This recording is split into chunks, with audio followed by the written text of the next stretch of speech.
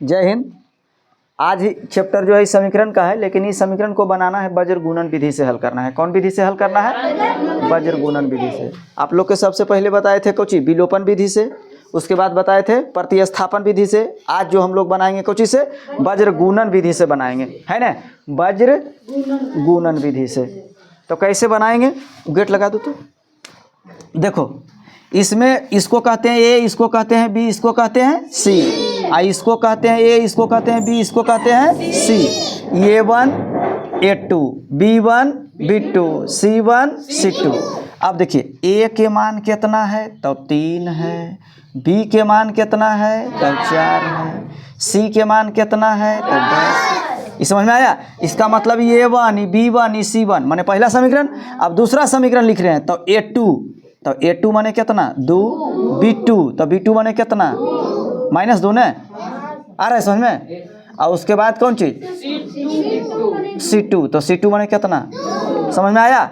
अब इस सूत्र पर इसको बैठा देना है। कौन चीज सूत्र है? लिखेंगे हल। देखिए x बट्टा लिखा हुआ है B1 C2 minus B2 C1 अब बराबर y बट्टा C1 A2 minus C2 A1 अब बराबर 1 बट्टा A1 B2 minus A2 B1। ठीक। अब देखिए x के मान निकालना हमको है, तो x के x लिखें। यहाँ B1 कितना है खोजो। A1 है या 2 है? तो B1 तो ये है, ये B2 है, B1 है, तो B1 कितना है? हम तुम लोग के पहले बताए थे कि जब दो अंक सटा हुआ रहे, इसका मतलब बीच में कौन सी चिन्ह है? गुना के चिन्ह। अब बताओ C2 के मान कितना है? C2, ये C1 हुआ, ये C2 हुआ, कितना है? अब माइनस के माइनस। B2 कितना है? B2 अब गुने C1 कितना है? C1 समझ में आ रहा है? अब बाई के बाई। अब बताओ C1 कितना है? C1 A2 कितना है? A2 A1 A2 2। अब माइनस C2 कितना है? C1 C2 कितना है? अब A1 कितना है? समझ में आ रहा है? ओकर बाद 1 बट्टा A1 कितना है? A1 उसके बाद B2 कितना है? ये तो A1 B2 कितना है?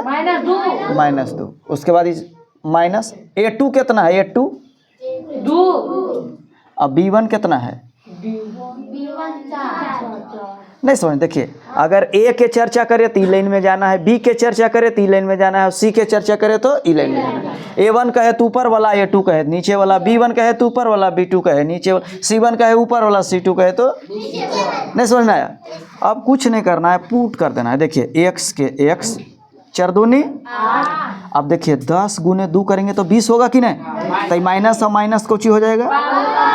समझ में आया यहाँ तक? अब बराबर बाई के बाई 10 दूनी 20। अब माइनस 3 दूनी। समझ में आया? 1 के 1 3 गुने 2 करेंगे तो -6 होगा। अब माइनस 4 दूनी। समझ में आया यहाँ तक? अब देखो x के x 20 और 8 जोड़ेंगे तो कितना होगा? अब बराबर बाई के बाई 20 में से 6 जाएगा, कितना भाई? अब देखिए 1 के 1 8 कर जा 6 कर जा, कितना कर जा? समझ में यहाँ तक आया? अब देखिए अब इतना बराबर ई भी है, इतना बराबर ई भी है, तो x बराबर इतना कर सकते हैं ना, तो y बराबर भी इतना कर सकते हैं, दोनों के बराबर कर सकते हैं। लिखेंगे x बट्टा 28 अब बराबर 1 बट्टा 14। आया समझ में? इसको तिरछा तिरछी गुना भी कर सकते हैं ना, तो 14 28 भी कर सकते हैं, और तिरछा तिरछी गुना कर देंगे x बराबर 2 आंसर। उसी प्रकार से इसको भी लिख सकते हैं। कैसे? x बट्टा 28 बराबर इतना, तो ई भी तो बराबर है, तो 22 बट्टा 14 अब बराबर 1 बट्टा 14 भी लिख सकते हैं। तो 14 से 14 तो कट गया, एक के बेरा में तिरछा तिरछी गुना करेंगे, 22 बराबर कितना? 1। अब लिखेंगे अतः x बराबर 2 अब y बराबर 1। यही वज्र गुणन विधि। अब समझ में एकदम आसानी से नहीं आ गया? इसमें कोई जान था? चलिए वीडियो देखने के लिए बहुत बहुत धन्यवाद। यदि वीडियो अच्छा लगा हो तो लाइक सब्सक्राइब जरूर कीजिएगा। Thank you for watching.